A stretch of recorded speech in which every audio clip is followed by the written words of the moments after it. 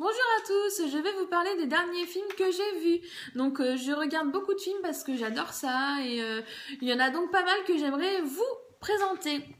Donc on commence tout de suite par le film Lucie qui est sorti le 6 août 2014, donc un film de Luc Besson avec Scarlett Johansson. Donc en fait c'est l'histoire d'une jeune femme qui se retrouve malgré elle confrontée à des histoires de drogue, des histoires un peu louches de mafia en fait.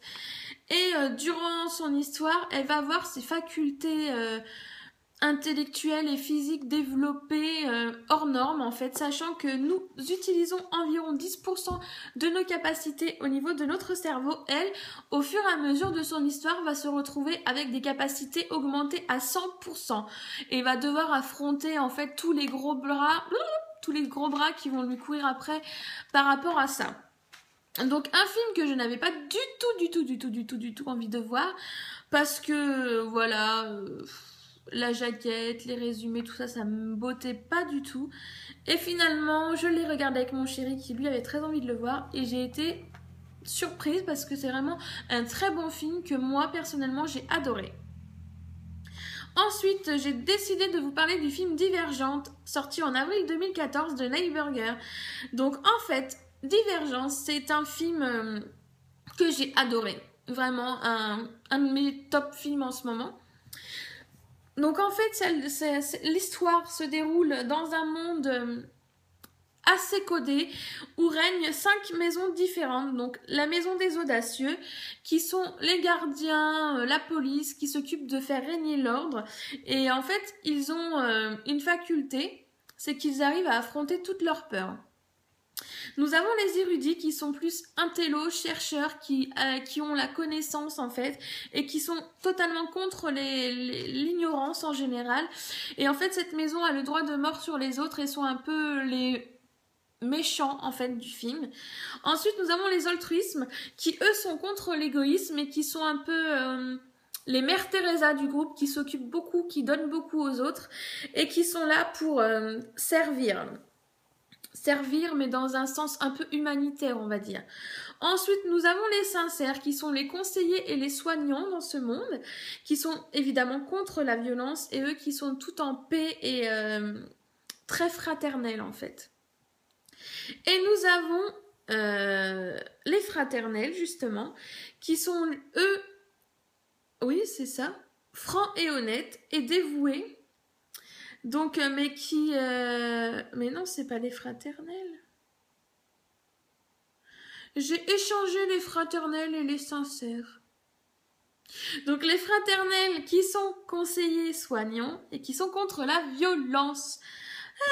Et les sincères qui, eux, sont justement les honnêtes, les francs et qui ne peuvent...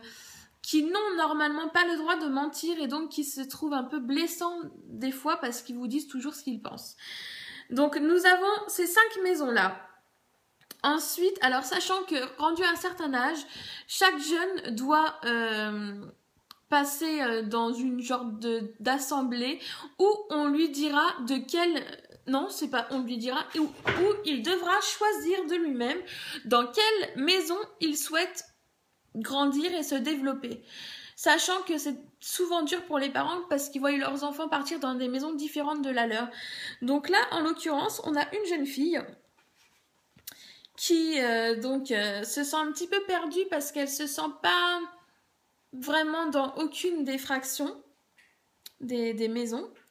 Donc en fait, elle va briser tous les codes parce qu'elle vient, je sais plus, je crois qu'elle vient d'une famille altruisme, donc qui donne tout pour les autres, qui sont tout en amour et en donation de soi et de temps, quoi, qui s'occupe vraiment des gens. Et contre toute attente, elle décide de rejoindre une maison audacieuse.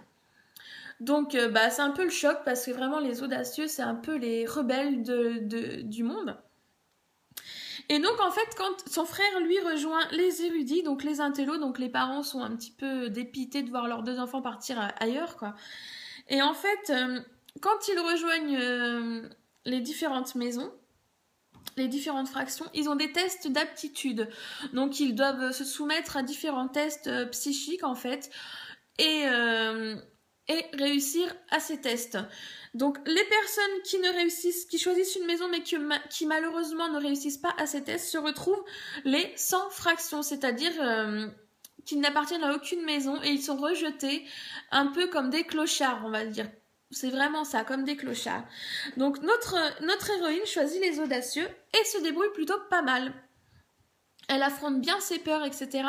Mais le seul souci, c'est qu'au fur et à mesure de ses tests psychiques, on se rend compte qu'elle n'agit pas comme une audacieuse.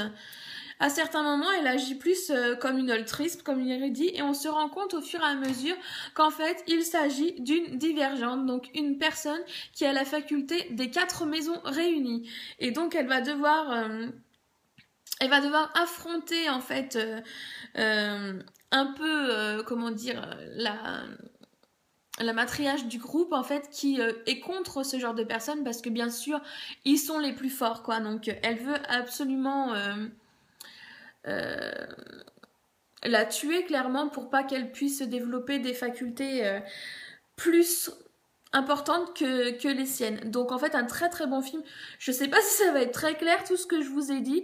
Le seule chose que je peux vous dire c'est que franchement c'est un gros coup de cœur ce film et je vous le conseille vraiment. Vous ne serez pas déçus, il est juste génial. Ensuite, j'ai regardé un film il y a déjà quelques temps, mais je l'ai beaucoup aimé, donc j'avais envie de vous en parler. Il s'agit du film Mama, qui est sorti en mai 2013. Donc vous voyez, ça commence à faire quelques temps. D'André Muschietti. Donc en fait, ce film, c'est l'histoire d'un homme qui pète un plomb, qui tue sa femme, et qui emmène avec lui ses 2 filles, qui prend la route comme un taré, et qui a un accident. Donc il se retrouve un peu perdu dans les bois avec ses 2 filles, et là, il découvre une petite genre de maisonnette, une petite maison décrépite, tout abîmée, et il décide de s'y arrêter avec ses 2 filles pour mettre fin au jour de ses enfants. Sauf que lorsqu'il s'apprête à tirer une balle dans la tête de sa fille, donc un moment assez pénible en fait, psychologiquement c'est assez dur, eh bien une force surnaturelle obscure l'en empêche. Et les fillettes disparaissent. Quelques années plus tard, on retrouve ces fillettes. Bah, ma nénette, elle pleure. Bah oui, ma fifi. On retrouve ces fillettes, en fait, et on se pose la question de leur survie. Comment elles ont fait, ces 2 enfants, pour se survivre dans cette forêt sans rien, sans personne. Et donc, leur oncle, qui est le frère jumeau de leur père, leur oncle les recueille chez lui. Et au fur et à mesure, des phénomènes inexpliqués se produisent, des phénomènes obscurs qui foutent un peu les jetons. Donc je ne vous raconterai pas la fin de l'histoire, bien entendu, parce que vous allez la découvrir par vous-même. La fin de l'histoire, moi, m'a bouleversée. Bah, ma patate m'a bouleversée profondément. J'ai pleuré comme une madeleine, parce que j'ai trouvé que finalement, c'était un très beau film avec... une chute de film qui m'a bouleversée, il n'y a pas d'autre mot. Donc je vous recommande vraiment Mama, il y en a plein qui n'ont pas aimé. Je pense qu'en fait si vous voulez un truc horreur, c'est pas un film pour vous. Mais si vous voulez un petit film qui fout les jetons, mais derrière avec une histoire et un aspect aussi plus psychologique, c'est un très très bon film à aller voir. Je le recommande, j'ai vraiment adoré. Rien que d'en parler, ça me fout les frissons parce que franchement, c'était un film top. Et le dernier film que j'ai choisi pour vous, il s'agit d'un film de Jan-Eric Bowder, donc qui est sorti le 20 août 2014. Vous aurez peut-être deviné, il s'agit du film Catacombes, dont tout le monde a parlé. Donc avec beaucoup d'avis qui divergent sur la question. Personnellement, j'ai beaucoup aimé. Donc en fait, c'est l'histoire d'une jeune fille, Scarlett, qui continue, qui décide de continuer les travaux de son père qui est décédé. Donc son père était un chercheur, un aventurier qui était parti à la recherche de la fameuse pierre philosophale, je crois. Oui, je crois que c'est ça. Bon, bref, et sa fille décide de poursuivre ses recherches. Et donc, et au fur et à mesure de ses recherches, elle se retrouve dans les catacombes de Paris. Donc, dans les catacombes de Paris, où tout plein d'âmes en peine et de choses vont se passer, où ils vont se retrouver à un moment donné perdus, mais c'est pas genre le film cucu, oh, où est la sortie, on est perdu, nanana. Non, il y a autre chose derrière, il y a vraiment une histoire plus psychologique, il y a encore... voilà, c'est pas que du Blair Witch, on est perdu, on sait pas où on va, on est poursuivi par un truc bizarre. Non, il y a vraiment autre chose que ça. Et c'est un film que j'ai adoré, que j'ai vu il y a pas très longtemps et que j'ai vraiment beaucoup aimé. Donc je vous le conseille, Catacombe. C'est pas un film qui va vous empêcher de dormir ou qui va vous faire sursauter toutes les 5 minutes. Quoique il y a des scènes qui sont quand même pas mal. Mais moi j'ai vraiment beaucoup aimé ce film. Et je vous le conseille. Donc voilà pour mes derniers films vus.